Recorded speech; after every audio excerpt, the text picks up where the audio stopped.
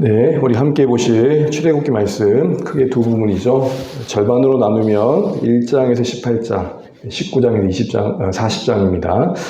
우리 이 내용의 큰 틀 안에서 지금 계속 보고 있는데요. 지금 우리가 보고 있는 것은 성막을 설계하는 차원에서 모세에게 모세야 이렇게 성막을 지어라. 그리고 제사장들에게 이런 직무를 맡겨라 라고 하신 말씀의 가운데 있습니다. 우리가 이제 여기 30장을 보면서 조금 확인해야 될 게 있는데요. 일단 우리가 성막의 주요 내용은 25장에서 27장에 다 살펴봤습니다. 그런데 이제 성막을 섬길, 이스라엘을 대표해서 성막을 섬길 제사장의 이야기도 살펴봤습니다. 그런데 다시 30장에서 성막에서 채 다루지 못했던 두 가지 부분을 다룹니다. 그러니까 애초에 25장에서 27장 할 때 다 말씀했으면 좋을 텐데 30장에 남겨준 말하지 못했던 말씀하지 않았던 두 가지를 이때 말씀하시는 거죠. 증거계부터 성막의 뜰까지 이야기를 해주셨고요. 그리고 제사장을 세우고 그가 입을 옷과 직무를 위임하는 이야기를 해주셨고, 이제 오늘 30장에서는 그 빠졌던 두 가지 분향단과 물두멍을 얘기해 주실 겁니다. 왜 그런가 대한 이야기를 조금 해보려고 이 말을 꺼내는 겁니다. 자, 보십시오. 우리가 이게 성막이 이제 출입문에서 동쪽에서 왼쪽, 오른쪽에서 왼쪽, 동에서 서로 가는 진행되는 가운데 세워지는 곳들을 봤는데, 일단 분향단은 우리가 오늘 볼 30장의 시작에서 다루고 있고, 물두멍은 17절에서 21절에 다루고 있습니다. 그 외의 것들은 다 25장에서 27장에 다 다루었어요. 근데 왜 굳이 이 분향단, 쉽게 말하면은 금으로 만든 향단이죠. 향을 피우는 곳, 내성소 안에 있는 가장 구별된 곳에서 있었던 금향단과 물두멍은 따로 두었느냐는 거예요. 그나마 조금 개연성 있는 설명은 이렇습니다. 마지막에 향에 대한 이야기가 나오거든요. 향을 어떻게 만드느냐. 그러니까 관련된 분향단을 뒤에 묶어둔 거죠. 우리 보통 이야기를 하다 보면은 대부분의 이야기를 하고 또 관련된 건 나중에 묶어서 하는 경우들 있잖아요. 그렇게 보면 될 것 같아요. 그리고 물두멍이 나온 이유는 이 물두멍은 제사장들이 매일 이 성소 안에서 제사장적 직무를 수행하는 데 있어서는 되게 실질적인 것들이었거든요. 무슨 말이냐면 이제 이 물두멍에서 이 모든 관련된 어떤 성소 안의 역할들 그리고 이 성막 안에서 이루어진 모든 일을 할 때 반드시 했어야 될 일이거든요. 그러니까 어떻게 보면은 강조 차원에서라도 그 실질적인 직무 부분을 마지막에 언급하고 있는 것이죠. 자, 다시 정리해보면 분향단은 마지막에 언급되고 있는 향을 만드는 것과 관련성이 있기 때문에 묶여있고, 물두멍은 이 분향단에 날마다 이렇게 아침 저녁으로 들락날락 해야 되는데 그때 놓치지 말할 걸 이야기하고 있는 거예요. 이렇게 얘기하면 될까요? 우리 집을 오랫동안 비울 때 안들을 앉혀놓고는 엄마 아빠가 이제 애들아 1번은 뭐 2번은 뭐 이렇게 얘기하다가 진짜 중요한 거 있잖아? 그건 이거야 라고 얘기하잖아요. 그것도 안 되면 문짝에다 붙여놓죠. 가스불 확인할 것, 창문 열렸는지 확인할 것. 뭐 그런 개념을 보시면 될 것 같아요. 그런 개념으로 지금 분향단과 물두멍이 들어와 있는 거죠. 자, 먼저 분향단을 보시게 되면 지금 보시는 동그라미 위치 안에 있는 이 부분입니다. 성막 안에 덮개 덮여 있는 곳이 가장 구별된 지성소와 성소, 내성소로 구별될 때 내성소 안에 가장 그 휘장 앞에 있는 곳인데요. 우리 이제 이 말씀을 좀 볼 때 먼저 1절, 10절 먼저 한번 읽어보겠습니다. 시작. 너는 분향할 제단을 만들지니 곧 조각목으로 만들되 아론이 1년에 한 번씩 이 향단 뿔을 위하여 속죄하되 속죄제의 피로 1년에 한 번씩 대대로 속죄할지니라. 이 제는 여호와께 지극히 거룩하니라. 아멘. 조금 우려 차원에서 말씀드릴 텐데요. 성경에 기록된 성막도 디테일 하나 그렇게 세부적이진 않아요. 그러니까 자세히 말해주고 있지만 그대로 만들 수가 없어요. 추정할 뿐이지. 무슨 말이냐면 필요한 내용만 담아내고 있다는 겁니다. 그러니까 우리가 그걸 따라가고 있지만 정확하게 그려지지 않은 것 때문에 되게 스트레스 받지 않으시면 좋겠다. 그러니까 이거가 관련해서 뭐가 중요하냐 정도만 얘기하면 좋겠습니다. 일단 분향 그러면 어렵지 않은 단어죠. 분향은 뭡니까? 태우는데 그 태우는 가운데 그 태운 것 때문에 향이 나는 거예요. 이렇게 보시면 됩니다. 자, 먼저 1절 말씀을 좀 보면 조각목으로 만들래요. 여러분 조각목은 뭐였습니까? 아카시아 나무죠. 그래서 이런 모양으로 상자 모양으로 만든다는 건데 네모 반듯해 보이죠. 길이 1규빗, 너비 2규빗. 그러니까 위에 상자로 보면 위에 길이 넓이는 1규빗을 하고 높이는 2규빗. 요 개념입니다. 어렵지 않죠? 이렇게 하면은 긴 직사각형 모양의 상자가 나옵니다. 근데 중요한 거는 그 상자 모양 위에 뿔을 다는데 이어지게 달아라. 뿔과 그 단이 이어지게 하라 그럽니다. 그리고 나서 모든 걸 순굽으로 싸라 라고 말합니다. 그리고 보십시오. 여기 마지막에 단 위에 테두리를 두라 그럽니다. 여러분 피자를 시키면 피자 가장자리를 뭐라 그러죠? 이거 또 생각나네. 먹는 거 전문에 저 이명진이 내 안에 들어가 있어가지고 피자 맨 가운데 가에 보면 뭐 종류가 여러 가지 있잖아요. 그거라 보시면 돼요. 그러니까 테두리로 야무지게 해놓은 것, 테두리로 이렇게 마감을 한 것은 품격 있게 보이는 거겠죠. 자, 그 다음 보시면 금태 아래 양쪽에 고리를 달래요. 여러분 고리를 다는 건 어떤 의미였습니까? 직접적으로 손대지 말고 이동할 때 직접적으로 손대지 말라는 거예요. 우리 상자 들듯이 이삿짐 들듯이 이렇게 들지 말라는 거예요. 왜요? 이 분향단은 금으로 되어 있다는 것 자체가 거룩한 것을 말하거든요. 그래서 그 고리에 채를 끼워요. 어렵지 않죠? 채를 끼워서 이동할 때 씁니다. 이런 모든 이동성은 어디서든지 이 분향단이 상징하는 하나님을 바라보는 삶을 살 수 있다라는 겁니다. 자, 6절을 보게 되면은 이게 중요해요. 분향단이 어디 있었느냐, 위치가 중요해요. 다른 거 기억하지 못하시더라도 분향단, 이 상자 모양의 뿔이 달린 향을 피울 수 있는 이 기구는 어디에 두었는가? 어디 두었습니까? 6절에는 휘장답기라고 했는데 각주 있는 성경을 보시게 되면 앞에라고 돼 있을 거예요. 이게 더 정확한 번역입니다. 휘장 앞에. 쉽게 말하면 이게 언약궤와 또 다른 방울 구별되는 휘장인데 휘장 바로 여기 있다. 요 앞에 이렇게 둔 거예요. 이해되시죠? 그러면 그 방 안에 있는 떡상하고 등불하고 중에 뭐가 제일 휘장하고 제일 가까워요? 떡상도 놔야 돼요, 지금? 떡상하고 분향단이 있어요. 그럼 뭐가 제일 가까워요? 분향단이 제일 가까워요. 이게 제일 중요해요. 분향단이 제일 가까운 위치에 있었어요. 어디예요? 휘장이에요. 휘장이 뭐가 있었어요? 휘장 뒤에 증거궤가 있었죠. 증거궤가 뭐예요? 언약궤의 다른 말이죠. 속죄소란 뚜껑이 덮여 있었고요. 가장 하나님의 구별된 임재가 있는 곳이죠. 여기서 뭘 했느냐? 향을 피웠어요. 언제? 아침, 저녁으로. 근데 아침, 저녁을 피울 때 등불을 관리하는 아침, 저녁으로 등불을 관리할 때 같이 향도 피웠던 겁니다. 이 아침, 저녁이라는 것은 아침에 한 번, 저녁에 한 번이라는 의미도 있지만 아침부터 저녁까지 그 향이 계속 피어 올라왔어야 했다는 거예요. 향을 피워 연기가 올라가는 걸 향연이라고 그러잖아요. 향연, 그 연기가 피어 오르는 장면. 이 그림과 같은 모습이 이 성소 안에, 성막 안에 지성소와 휘장을 구별되어진 이 성소 안에 있어야 할 모습이었는 겁니다. 그런데 이것이 휘장 앞이라는 것은 앞서 말씀드린 것처럼 언약궤가 상징하는 건 뭐예요? 하나님 임재예요. 이건 늘 공식처럼 외우시면 좋겠어요. 하나님과의 만남이 약속된 거예요. 거기서 하나님께서 만나주신다고 했으니까. 거기서 하나님과의 만남이 약속된 그곳에서 가장 가까운 곳이라는 건 뭐예요? 이 분향단이 의미하는 바가 신자된 우리에게 하나님을 가까이 하는 어떤 신앙의 방식을 표현하는 수단이라는 거죠. 그러니까 이스라엘 백성 입장에서는 하나님을 가장 가까이 하는 방식을 훈련할 때 떠올려야 될 게 뭐냐면 이 분향단이었던 거예요. 그러니까 분향단을 통해서 하나님을 가장 가까이 하는 방식을 설명하시고 훈련시키셨다는 거죠. 그래서 여러분 향단은 구약이나 신약이나 성경의 이야기 속에서 뭐와 연관되어 있느냐? 1차적으로 기도와 연관되어 있습니다. 보실까요? 같이 한번 읽어봐요. 시작. 나의 기도가 주의 앞에 분향함 같이 되며. 여기까지요. 기도를 뭐에 비유하고 있어요? 분향함. 그러니까 이해되시죠? 왜 굳이 향을 피우는 향단에서 향을 피우는 것과 기도를 연결시키는가? 분향단의 가장 특징이 뭐라고요? 휘장등을 두고 그 작은 방 안에 떡상도 있고 등불도 있고 분향단도 있는데 가장 가까운 게 분향단이에요. 그러니까 분향단에서 향을 피우는 건 결국 하나님을 가장 가까이 하는 모습을 표현하고 있는 것이죠. 그걸 기도와 연결시키는 건 자연스러운 거겠죠. 두 번째로 보실까요? 계시록에서도 이거를 성도의 기도를 표현합니다. 같이 읽어볼게요. 시작. 내 생물과 24장로들이 그 어린 양 앞에 엎드려 각각 검은고와 향이 가득한 금대접을 가졌으니 이 향은 성도들이 뭐라? 기도라. 분향단에서 피어오른 향은 하늘에서 볼 때는 기도로 받으셨다는.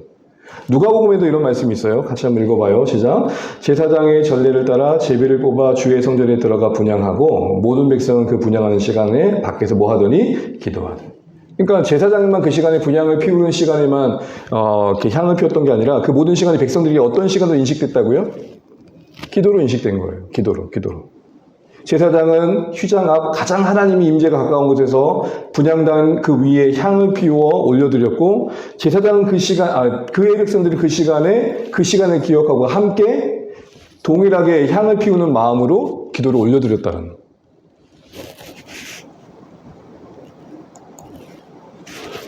그러면서 그 분향단과 관련된 설명을 하면서 주의사항을 얘기해요. 이게 이제 주는 교훈이 있는데요. 일단 첫 번째 주의사항은 끊이지 말아요. 피어오른 향이 계속 피어오르라는 거죠. 두 번째는 이게 참 중요한데 다른 향을 피우지 말아요. 다른 향, 잘못된 향이라고 말하지 않고 있어요. 이게 중요해요. 다른 향이라고 하고 있어요. 애초에 틀린 향이라고 말하지 않고 있어요.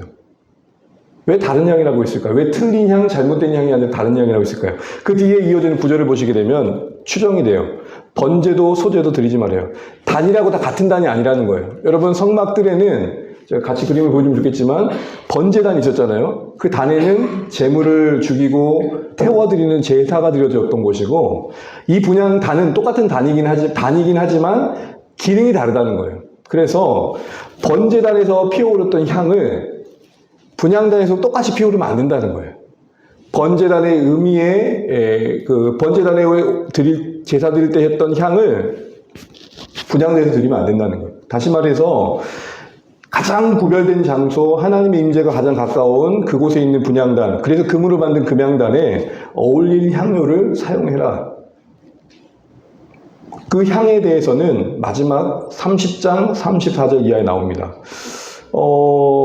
번제할 때도 향을 드렸는데 그때 향과 같지 않으니 그 향으로 드리지 마라 이 말입니다. 이런 식으로 경계하는 거예요. 꼰 대신 닭. 꼰 대신 닭이 뭐죠? 그냥 생각 없이 그냥 꽁은 꽁이고 닭은 닭인데 그냥 닭을 꽁처럼 대해라 이렇게 말하는 거죠. 그런 식의 생각으로 하나님만 펴 나가면 안 된다. 이걸 염두하시고요. 세 번째로는 아까 봤던 그 뿔에 1년에 한 번씩은 대제사장은 피를 발라서 정결케 했어야 돼요. 1년에 한 번씩은. 거룩하게 구별하는 시간이 필요했습니다. 이 세 가지를 좀 기억하면서 교훈을 보게 되면 이렇습니다. 앞서 말씀드린 것처럼 분향단은 우리의 신앙행이 뭐와 관련되어 있다고요? 기도. 그런데 기도를 상징하는 분향단의 세 가지 주의사항은 우리의 기도를 점검하게 해요. 첫 번째로 아침 저녁으로 계속해서 피어 올렸다는 것은 생각날 때 필요할 때만 하는 게 기도가 아니라 언제나 하나님 앞에 우리의 기도는 드려져야 된다. 여러분 우리 신약의 범사에 뭐하라 그러죠? 범사에 기도하라는 것이 기도의 행위를 말하는 건 아니겠죠. 기도한다고 두 손 모으고 눈 감고 하는 건 아니겠죠. 기도가 말하는 바대로 휘장 가장 가까운 곳에 분향당이 있었지 내가 하나님 앞에 있습니다. 늘 의식하면서 때론 탄식으로, 때론 울부짖음으로, 때로는 고백으로 그 순간순간에 하나님 앞에 머무는 거겠죠. 그래서 기도의 자세를 말하는 거라고 생각할 수 있습니다. 시편에 보면 이런 표현이 있습니다. 아침에 주의 인자하심. 인자는 뭐죠? 끊어져 본 적이 없는 하나님의 사랑. 히브리어 말하면 헤세드. 우리 룻기에서 많이 봤죠? 헤세드를 말합니다. 아침에 눈을 뜰 때 신자들은 하나님 앞에 기도의 자세는 뭐냐면 하나님 오늘도 내가 당연히 맞이하는 하루가 아니라 주의 사랑 가운데 허락받은 하루입니다. 그리고 지내고 하루를 보는 다음 뭐래요? 밤에는 하루를 마치고 난 다음에는 정말 오늘 하루를 보니까 하나님 그래도 도우셨습니다. 그 성실하심을 되짚어보는 시간. 아침과 밤마다 신자들이 이렇게 하나님 앞에서 그 때에 맞게 상황에 맞게 하나님 앞에 올려드린 기도의 내용을 표현하고 있습니다. 이런 기도의 자세가 아침과 저녁만 있겠습니까? 낮에도 매 순간순간에도 이런 자세가 이어져야 된다는 거겠죠. 두 번째로 다른 향을 피워서 안 된다는 것은 멋대로 기도하지 말라는 거겠죠. 기도의 내용을 말할 것입니다. 분향단을 속죄한다는 것은 분향단이 속죄되어 거룩하게 구별되어질 때에만 그 기능을 제대로 할 수 있다는 것이고, 결국 그 분향단을 거룩하게 하신 근거가 되는 그 피 흘림, 그것이 근거가 된다는 거예요. 무슨 말이냐? 주구장창 매일 분향단 앞에 매일 제사장이 신실하게 나간다고 해서 그 향이 의미 있는 게 아니라 그 분향단이 성별되었기 때문에 그 위에 올린 향이 의미 있다는 거예요. 우리가 주구장창 예배한다고 하나님께 받으신다는 게 아니라 그리스도 안에 있기 때문에 우리 예배가 긍휼히 여겨지는 거예요. 예수님 안에 있기 때문에 그 피 흘리심을 근거로 하나님을 우린 용납하시고 받으신다는 거죠. 만약에요, 뿔에 피발림이 없듯이 우리가 그리스도 밖에 있다면 우리의 예배가 받아들여질 수 있을까요? 바로 그런 의미죠. 그래서 이 주의사항은 우리에게 뭘 말하는 거죠? 우리는 늘 기억해야 돼요. 내가 기도할 수 있는 이유가 내게 있지 않고 예수께 있다. 우리가 예배할 수 있는 이유가 하나님의 은혜 안에 있다. 이거 늘 기억하는 게 중요하다는 거죠. 기도의 자세, 기도의 내용, 기도의 근거. 요 네 가지를 얘기합니다. 분향단 어렵지 않으시죠? 네. 분향단은 휘장 밖이 아닌 휘장 바로 앞. 가장 가까운 곳에 위치해서 하나님의 임재를 상징하고 그 위에 올려지는 향연은 향기와 연기는 올려지는 기도이며 그와 관련된 주의사항은 우리의 기도의 자세와 내용과 근거를 점검하도록 돕고 있다. 이 정도로 기억하시면 될 것 같습니다. 이제 두 번째 30장에 나오는 게 생명의 속전이 갑자기 나옵니다. 속전. 속전은 동전인데요. 우리 말씀 읽어볼게요. 시작. 내가 이스라엘 자손의 수요를 조사할 때에 조사받은 각 사람은 그들을 계수할 때에 자기의 생명의 속전을 여호와께 드릴지니 이는 그것을 계수할 때에 그들 중에 질병이 없게 하려 합니다. 아멘. 인구를 조사할 때에 조사된 인원이 계수되어지는 과정 속에 생명, 그들의 각각의 생명을 상징하는 속전을 드려야 된다. 지금 이 얘기를 하는 것입니다. 각각의 생명을 대신하는 속전을 드려야 된다. 그렇지 않으면 질병이 임한다. 라고 말하는 것이죠. 자, 일단 계수할 때의 속전을 드려라고 하고 있는데요. 조사받는다는 것은 일정 나이 이상이 되어야 했었습니다. 그래서 14절에 보게 되면은 20살 이상임을 보게 됩니다. 여러분 너무 상식적으로 알고 있죠? 이스라엘은 군대를 계수할 때 20살 이상을 계수했습니다. 그리고 계수된 사람들은 각각 성소의 세겔로, 그러니까 성소에 사용되는 세겔, 은으로 만든 동전의 무게를 세겔로 표현하고 있는 건데요. 우리는 10원, 100원 그러는데 이스라엘 백성들은 세겔로 표현한 거예요. 무게 단위를 동전으로 표현하고 있는 거죠. 그런데 1세겔이 아니라 반세겔을 드리래요. 반세겔은 1세겔의 절반이니까 한 5g 정도 되겠죠. 5g이면 무거울까요? 가벼울까요? 5g 들고 엄청 무겁다는 사람 좀 이상할 거 아닙니까? 엄청 가벼운 거예요. 콩 한 7개 정도의 무게? 그거를 드리게 한 겁니다. 왜 반세겔이었을까요? 왜? 이왕이면 1세겔. 아니면 조금 이렇게 하나님의 영광에 합당하게 1달러는 들어가면 좋을 텐데 무게감 있게 왜 하나님은 반세겔만 드리게 할까요? 뒤에도 보겠지만 일단 반세겔의 일단 우선적 의미는 부담스럽지 않은 무게예요. 무상또는 가격에. 그러니까 누구나 드릴 수 있는 것으로 요구되어지고 있는 거죠. 그러니까 상징의 의미를 강조하고 있는 것이죠. 특별히 여러분, 유대교 전통 안에서는 세계를 뭘로 읽기도 하냐면 영혼으로 읽어내기도 해요. 그러니까 이건 유대교 세계 방식 속에서만 가능한 거겠죠. 세겔이라 보고 영혼으로 읽을 수 있는 이유는 세겔이라는 단어와 영혼을 뜻하는 단어가 숫자값이라고 하는데요. 이거는 이제 게마트리어라는 건데 같이 읽어져요. 세계를 보면서 이스라엘 사람들은 영혼을 생각하는 거예요. 그러니까 반세겔이라는 걸 뭘로 받아들일까요? 내가 반세겔을 성전에 드리면서 나는 온전치 못합니다. 나는 마음도 담아내고 있다라고 해석되기도 합니다. 이건 참조로 알고 계시고요. 이럴 때 질병이 없다는 말이에요. 자, 보세요. 인구를 계수하는 것과 생명을 속전하는 것을 연결짓고 있다는 것을 좀 볼 필요가 있습니다. 그 전에 여기 내용이 빠져버렸네요. 일단 질병이 없다는 말은 이 질병은 단순히 아픈 게 아니라 신적 재앙을 말합니다. 그러니까 계수할 때에 생명의 속전을 드리지 않는 것은 질병, 곧 신적 재앙을 불러일으킨다라는 것입니다. 다시 말해서 어느 인생도 이 생명의 속전, 곧 대속에 근거하지 않으면 나갈 수 없다. 하나님 앞에 나갈 수 없다는 걸 말하는 거고, 그 일에 있어서 반세기라는 것은 뭘 의미하느냐? 아까 말한 것처럼 부담스럽지 않은 가격이잖아요. 근데 여러분 보시면 지금 여기서 지금 좀 빠져 있어서 제가 설명을 드릴게요. 부자나 가난한 자나 다 똑같이 반세기래요. 부자라고 더 낼 수 없었고 가난하다고 덜 내지 않았어요. 무슨 말일까요? 모두가 다 한 영혼의 그 무게는 동등하다는 거예요. 소중함에 있어서는 차별이 없다는 거예요. 그런 의미를 갖고 있는 반세계를 드리는 겁니다. 그래서 모두가 다 하나님의 은혜로 그 동등한 가치를 가지고 하나님 앞에 설 수 있음을 말하는 겁니다. 그래서 이 속전의 개념은 대속의 개념인데요. 이 대속함이 없으면 하나님 앞에 설 수 없다는 건데, 한 예로 이제 우리가 이제 보려고 하는 것은 이 내용 중에서 인구 계수와 생명의 속전을 연결짓고 있다는 겁니다. 왜 인구 계수와 생명의 속전을 연결시키고 있을까요? 이 생명의 속전이라는 것은 제가 속전을 내는 것은 하나님, 제 생명은 하나님 겁니다를 상징하는 고백인 거거든요. 그런데 인구를 셀 때 이 생명의 속전을 연결시키고 있는 이유는 인구를 계수할 때 그 수많은 인구 때문에 왕이 주로 인구 조사를 하겠죠. 왕이 야 이거 내 백성 엄청 많네 하고 으스대지 말라는 거예요. 누구에게 속했다? 하나님께 속했다는 걸 잊지 말라는 거. 그래서 여러분 한 예로 사무엘 24장에 보게 되면은 다윗이 인구 조사를 해요. 그렇죠? 그러다가 요압이 말리죠. 하나님 왕이시여 그러시면 안 될 것 같습니다. 왜요? 하나님이 원하지 않으신데 말씀하지 않았는데 하는 것은 그 자체로 잘못된 것이었고 다윗의 마음을 읽어낸 거죠. 다윗의 마음에 뭐가 있었던 거예요? 이스라엘과 유다가 통합된 다음에 내가 이제 좀 대단한 왕이 됐다 싶은 거죠. 그리고 나서 하고 난 다음에 요압의 보고를 받습니다. 이스라엘은 80만 명이고 유다는 50만 명입니다. 엄청난 군사를 확인한 거죠.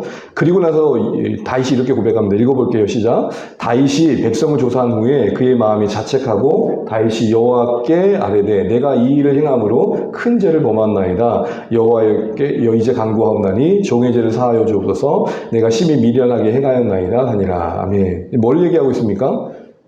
큰 죄를 범했다고 자책하고 있고 뭔가 큰 문제를 느낀 거죠. 내가 잘못했구나. 뭘 느낀 거예요? 순간 다윗은 인구조사를 통해서 왕으로서 자신이 좀 뭔가 뿌듯함을 누려보려고 했는데 이게 아님을 안 거예요. 하나님 원치 않는다는 거. 그래서 뒤에 보면 선지자가 나타나가지고 너 잘못했다고 지적을 받죠. 여기서 우리가 하나 배울 건 뭐냐면 왜 하나님은 인구를 세는데 세는 인구가 카운트 될 때마다 한 사람 한 사람마다 속전을 지불하게 하셨는가. 그리고 그 돈은 비싼 돈이 아니라 모두가 낼 수 있는 돈이었어요. 여러분 우리가 하나님께 드릴 수 있는 게 없다라는 생각들을 할 때가 참 있죠. 좀 넉넉하면 좋겠는데 많은 건 좋겠는데 근데 여러분 이 말씀을 비춰보면은 우리가 하나님께서 기대하시는 고백은 다른 게 아니에요. 하나님 반세겔의 고백을 원하시는 거예요. 그리 큰 돈이 아니라니까요. 누구나 낼 수 있는 돈이에요. 반세겔의 고백은 그러나 용량은 무게는 작았지만 내용은 겁나 무거운 고백인 거예요. 뭐예요? 하나님 내 존재함이 하나님께로부터 말미암았습니다. 여러분 지금도 오늘 동일하게 우리가 하나님 앞에서 할 수 있는 최고의 예배는 뭘까요? 내 거 하나도 없습니다. 하나님. 내 건강, 내 소유 다 누구 겁니까? 주님께 속한 겁니다. 속전을 드리는 마음으로 우리가 예배할 때 하나님 그것을 되게 기이 여기신다는 것입니다. 오늘날은 어때요? 10달란트를 해야 더 인정받는 분위기죠. 이왕이면 헌금 달란트로 해라. 달란트는 34kg예요. 반세겔은 5g이고요. 뭐가 더 무거워요?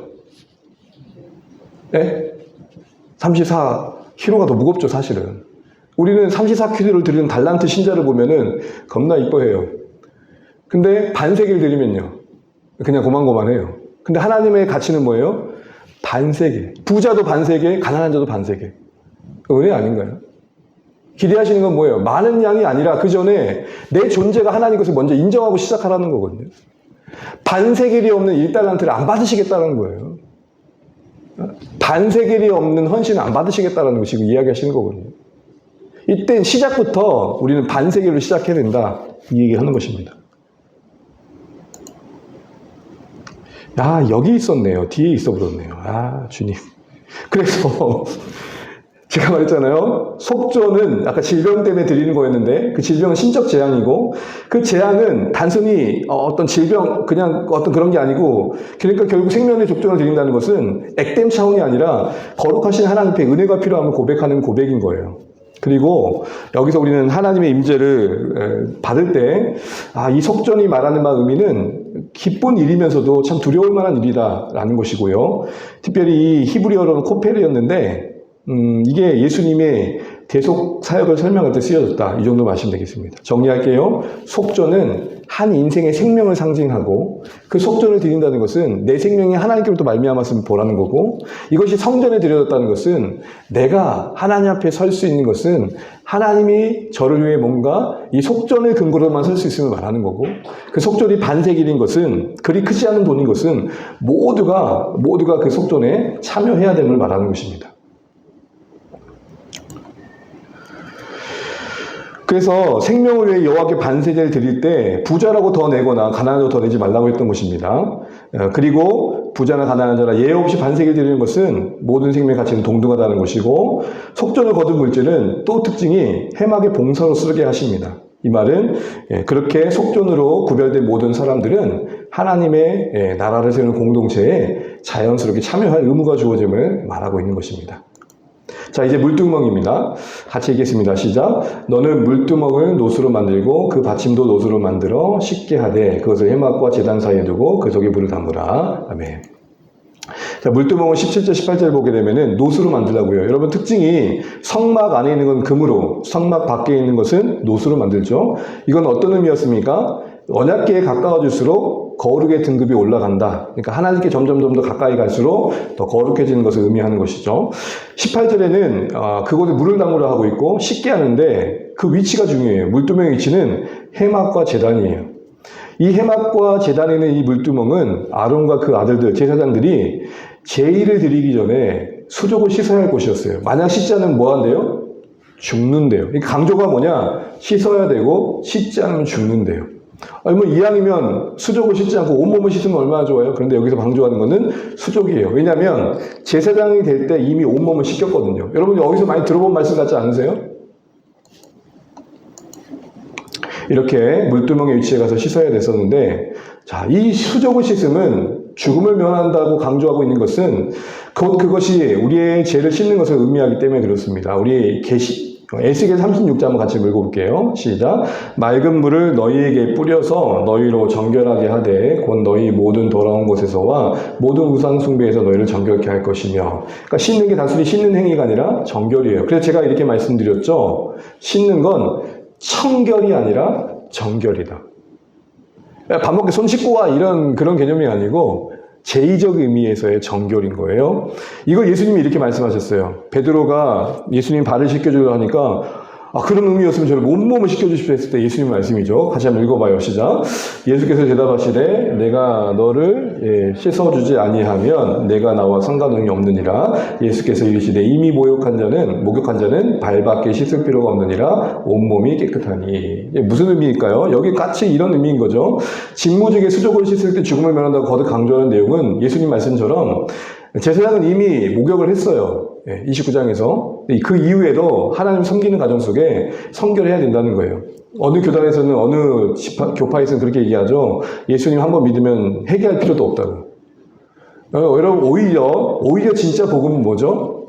거룩해진 신자들은 더 거룩에 민감해졌기 때문에 회개할 게 더 많아지는 거예요.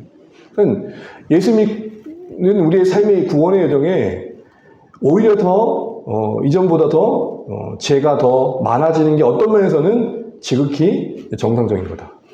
왜요? 이전엔 죄로 여겨지지 않았던 것들이 죄로 여겨지는 거예요. 그래서 여러분 물두멍이 상징하는 건 뭐냐? 지속적인 성결. 다 있더라도요. 여러분 물두멍은 지속적인 성결이에요. 번제단에서 어린 양이 우리 생명을 대신하여 죽어줌으로 이미 우리는 목욕을 했어요. 그 뒤에 우리가 가야 될 곳은 어디다? 그걸 근거로 물두멍에 가서 손을 씻는 게 필요하다. 그 얘기를 하시는 거죠. 그래서 죄를 회개하고 용서의 은혜를 누리고 날마다 깨끗해져가는 거룩의 여정이 필요한 겁니다. 여기서 한 가지 우리가 생각해보건 그거예요. 한번 따라해 주시죠. 하나님께 받으실 만한가? 시작. 하나님께 받으실 만한가? 하나님께 드려지는가가 우리의 고민이잖아요.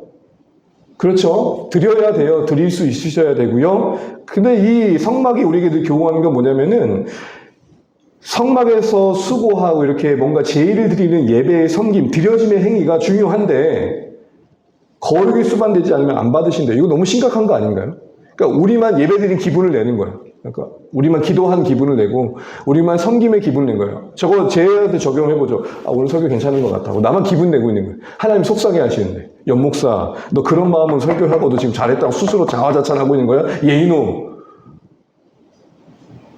그 다음날 일어났는데 배탈이라도 나면 깨달을 텐데 전혀 괜찮아. 햇살은 맑고 사람들 칭찬도 해주고 좋아. 그러니까 느낄까요? 안 느낄까요? 점점. 여러분 지금 이 순간 아직도 명절의 기운이 남아있어서 제가 겁나 힘듭니다 지금. 그러니까 끝났어요 여러분. 깨세요. 끝났어요. 내일부터 가셔야 돼요 일상으로. 하나님께 받으실 만한가? 이 물두멍이 말하는 바예요. 왜 제의를 드리는, 여러분, 제사장이 한번 돼보세요. 제사장 입장에서 이스라엘 백성들보다 더 쓰고 하는 거 맞아요? 안 맞아요? 제 얘기를 해볼까요? 여러분보다 제가 그래도 여러분 교회 안에서만 본다면 더 수고하는 거 아니죠. 사실 다 수고하고 있죠. 그래도 여러분들이 목사님 수고하신다 말 하잖아요. 아니 누군가는 더 수고한다고요. 우리가 모두 반세기를 내고 교회에 참여하긴 하지만 그 중에 구별되어서 더 헌신된 사람은 있다고요. 근데 중요한 건 뭐다? 받으실 만한 자가 더 질문이 돼야 된다는 거예요. 우리 교회는 뭘 드릴까도 고민해야겠지만 드리는 우리를 하나님께서 받고 계신가가 더 중요합니다. 이게 뭐가 말하는 거예요? 물등멍이 말하는 거예요. 여러분 보세요. 성막과 번제단 사이에 뭐가 있다고요? 물두멍이 있대요. 뭐예요? 드리는 것으로 성막을 채우려고 하지 말아라. 이 말이에요, 지금. 너 어린 양 태워드렸다고, 소 태워드렸다고, 당당하게 해막 안에 들어간다고 지금 그 얘기하고 있는 거예요. 그 사이에 뭐가 있어야 된다고요? 지금 다음 주부터 우리 예배에 여기다 세숫대 하나 둘까요? 상징적으로 우리 앞에 물두멍이 있어야 된다고요. 하나님, 참 내가 예배 전에 또 나쁜 마음 품었어요. 용서해 주세요. 그것 때문에 괴로워서 자학하란 말이 아니라 늘 우리를 겸손해야 된다는 거죠. 네. 그런 말입니다. 여러분 그래서 시뮬레이션이라도 뇌 앞에 물두멍이 있다 생각하세요. 항상 물두멍. 아니 누구보다도 헌신했던 제사장들에게 물두멍에서 씻으라고 한다고 있다고요. 우리가 볼 때는 정말 대단해 보이고 순교까지 하고 있는 헌신된 사람들 앞에 하나님 물두멍을 들이매고 있다고요. 너 그 순교의 순간에도 교만한 거 아니었어? 남들은 다 배반하는데 너 순교했다고 지금 자만하고 있는 거 아니야? 물두멍 앞에 서라고 지금 그 얘기하고 있는 거예요. 물두멍 앞에 서라고.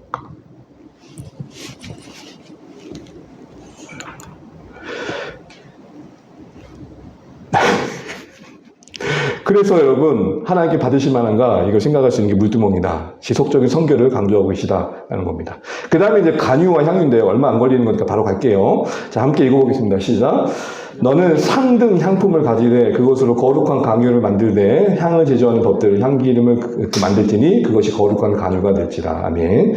사실은 여러분 상등 향품이란 말은 1등, 읍등 가리는 향품인데 몰약이 뭔지 육개가 뭔지 사실 여러분 저는 육개 보면서 육개장 생각했어요. 진짜로. 육개가 뭔지 창포가 뭔지 계피는 좀 와닿죠. 여러분 이게 다 와닿으세요? 이거를 팔팔 끓여가지고 여기다 기름을 넣어서 만드는 게 향유의 제조법인데 그렇게 만들어진 것 그걸 거룩한 향유로 하겠다는 거예요. 그런데 여러분 그냥 만들어서 이렇게 한다고 간유가 되는 게 아니라 제조하는 법대로 할 때 간유가 된다고 그래요. 성경을 읽어보시면. 무슨 말이에요? 따라한다고 거룩이 아니라는 거예요. 하나님께서 하신 대로 해야 여러분 거룩은 흉내내는 게 아니에요. 같이 예배드리고 있다고 거룩이 아닌 거죠. 하나님 뜻대로 살아가는 존재로서 예배해야 되는 거죠. 근데 여러분 이 관유란 말이 영어로 말하면 어노인팅, 부으시는 기름인데 관유 자체가 부는 기름이라는 뜻이에요. 근데 그거를 거룩하게 하시는 것은 이 방법대로 할 때라는 것입니다. 이 관유는 두 가지 크게 역할을 해야 했었는데요. 이 성막에 발라야 했었어요. 어디서부터? 언약궤부터. 순서가 어디서부터요? 여러분 청소하실 때 거실부터 하세요? 안방부터 하세요? 갑자기 화장실부터 이러시면 안 되고요. 보통은 가장 깨끗해야 될 때부터 쓸고 나와가지고 마지막에 문 밖에서 이렇게 매듭지으시죠. 그런 그림이. 그런 그림. 네. 꽤나 안쪽 방부터 밖으로 나오면서 바르고 있는 거예요. 그리고 마지막에 물두멍에서 손 씻고 하나님 마쳤습니다. 이런 의미인 거예요. 이 모든 발음의 의미는 그래서 발랐을 때의 특징은 모든 게 거룩해지고 거기 닿는 것마다 거룩해진다는 이 의미는 결국 이 관유가 어떤 힘이 있다는 게 아니고 모든 것을 거룩하게 하신 그런의 하나님이심을 보여줍니다. 그리고 두 번째 해야 될 것들은 앞서 이건 29장에서 봤었는데 제사장과 대제사장이 발라서 구별을 했었어야 됐어요. 주의사항이 있는데 그건 뭐냐면 제사장에게만 발라로 구별된 그 관유를 좋다고 바르면 안 된다는 거예요. 자기도 좋다고. 그리고 임의로 만들어서도 안 되고 이걸 강조하고 있습니다. 그렇게 그 관유는 구별되어야 된다고 강조합니다. 자, 향 볼게요. 같이 읽어봐요. 시작. 그것으로 향을 만들되 향 만드는 법대로 만들고 그것에 소금을 쳐서 성결하게 하고 그 향 얼마를 곱게 찍어 내가 너와 만날 해막 안 증거기 앞에 두라. 이 향은 너에게 지극히 거룩하니라. 이제 이 아까는 향유, 그러니까 향기가 들어간 기름이라면 이제 향 그 자체 향을 내는 그 어떤 덩어리를 말합니다. 가루 같은 거.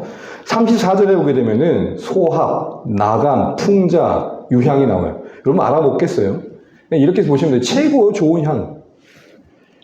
근데 이런 분이 계시더라고요. 소합형 기도, 나감형 기도, 예, 풍자향 기도, 유향 기도. 묵상하신 거죠. 왜냐하면 아까 분향단에 이걸 올려드려 태워드리는 게 기도와 연관되었으니까. 그렇게 보는 건 너무 좀 묵상이 깊어지신 거라는 생각이 들고, 일단은 여기서 강조하고 있는 것은 가장 최고의 상품으로 향을 만드는 방법대로 향을 만들었던 거고, 중요한 건 뭐냐면 소금을 넣었다는 거고, 소금은 부패 방지이고 변하지 않음을 상징합니다. 그리고 나서 증거계 앞에 두라. 분향단 근처에 두고 계속 아침과 저녁마다 그걸 으깨어가지고 태워드리라는 거예요. 고체 형태의 향이었고, 이걸 빻아가지고 태워드리면 이게 타오르면서 연기가 나는 겁니다. 여기도 이제 주의사항이 있어요. 받쳐진 거름을 거룩해 해야 되는데, 아까랑 비슷해요. 임의로 만들지 말고, 그거 맡겠다고, 그 냄새를 한번 맡겠다고 하지 말라는 거예요. 왜요? 목적은 하나님께 드려지는 거니까. 자, 보십시오. 이제 정리하면 이겁니다. 이게 제일 중요해요. 관유와 향은 둘 다 만드는 법대로 만들다 한 다음에 이걸 강조해요. 주의하세요. 경고하세요. 너희는 거룩히 그 관유를 여겨야 될 것이고 향도 거룩히 여겨야 되는데 두 가지가 대칭되면서 비슷하게 언급돼요. 관유와 연관해서도 만들지 말라 그랬고 향과 연관해서도 만들지 말라 그랬어요. 더 나아가서 똑같은 경고를 하는데 임의로 그걸 다른 게 부어버리면 그거 저주받는다 그러셨고, 임의로 냄새 맡으면 그것도 저주받는. 비슷해요? 안 비슷해요? 비슷하죠. 그럼 여러분, 이 관유와 향을 여러분 읽어보시면은 제일 많이 나온 단어가 보면 거룩이에요, 거룩. 그럼 여기서 거룩을 추정하게 돼요. 하나님이 이스라엘 백성에게 강조하신 거룩은 뭘까요? 단순히 깨끗하게 하는 게 아니고 뜻대로 하는 건데, 그런 의미에서 거룩하지 않은 행동은 뭐냐면 그 목적하신 대로 사용하지 않고 사적 용도로 사심으로 사용할 때 이걸 거룩하지 않다고 말씀하고 계시는 거죠. 바꿔 말하면 거룩하다는 건 뭐예요? 우리 노란색 같이 한번 읽어볼게요. 시작. 사심을 경계하며 하나님의 영광을 위해 목적하신 대로 살아내며 쓰임 받는 겁니다. 여러분, 우리가 말하고 있는 거룩이라는 것은 일단 구별되는 건데 그 자체가 구별됨을 목적으로 하지 않고 있고 무엇을 위해 구별되는 것이 거룩이에요. 자, 다시 말할게요. 그냥 이렇게 구별하는 게 거룩이 아니고 무엇 때문에 구별했는데 이걸 말하는 거예요. 그 뭐 때문에 뭐예요? 하나님이 원하시는 대로 쓰시기 위해. 여러분, 우리 존재를 관유와 향으로 비유해 본다면 우리가 향이 된다는 건 뭐예요? 향기 나는 기름이 된다는 건 뭐예요? 주의 뜻대로 구별되어져 내 인생에 쓰여질 때 그게 향기가 된다는. 그래서 여러분, 신약의 그리스도의 향기는 좋은 말 하는 거 아니에요. 그냥 친절한 거 아니에요. 그냥 잘해주는 게 아니에요. 그리스도의 향기랄 때 향기는 뭐예요? 내 존재를 통해 그 인생이 누구를 보는 거예요? 그러니까 우리가 거룩을 어디까지 생각하냐면은 안 하는 거, 담배 피지 않는 거, 술 먹지 않는 거, 오락실 가지 않는 거, 뭐 하지 않는 거, 그걸 거룩이라고 봐요. 그런데 성경에 말하는 거룩은 뭐예요? 그렇게 하지 않음이 무엇을 위한 거냐는 거예요.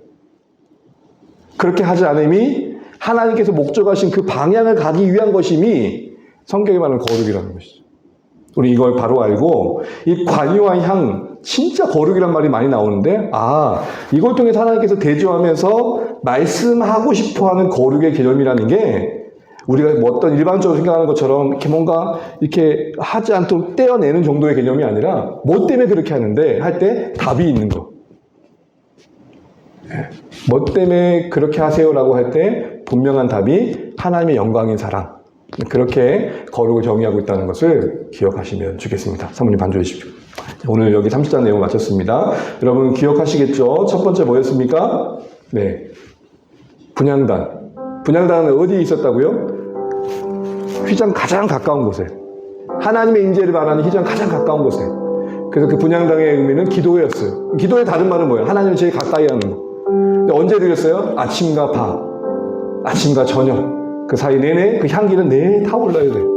우리가 아침에 나와 기도하는 이유는 뭐냐면 군불 대피시 데펴가지고 저녁까지 식지 않기 위해서 아침에 나오는 거예요.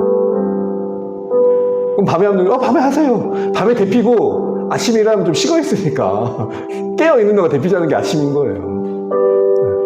그 다음에 뭐였어요? 속전. 내 생명을 상징하는 속전을 드려야 했었어요. 계수된 인사람들은, 하나님 앞에 계수된 사람들은 그것이 성전에 드려졌었어요. 무슨 말을 하는 거죠? 모든 사람들이 다 하나님께서 부여하신 생명을 살고 있고, 그런데 부자나 가난한 자가 다 같이 부자라고 더 많이 내는 게 아니라 똑같이 냈어야 됐어요. 반세계. 누구나 낼 수 있는 돈. 이게 뭘 의미하는 거예요? 모두가 다 소중하다는 거. 모두가 다 소중하다는 거. 그리고 속전이 성전에 드려졌다는 것은 소중한 우리는 그 성전을 위해 참여한 자로 부름받았다는 거. 세 번째는 뭐였어요?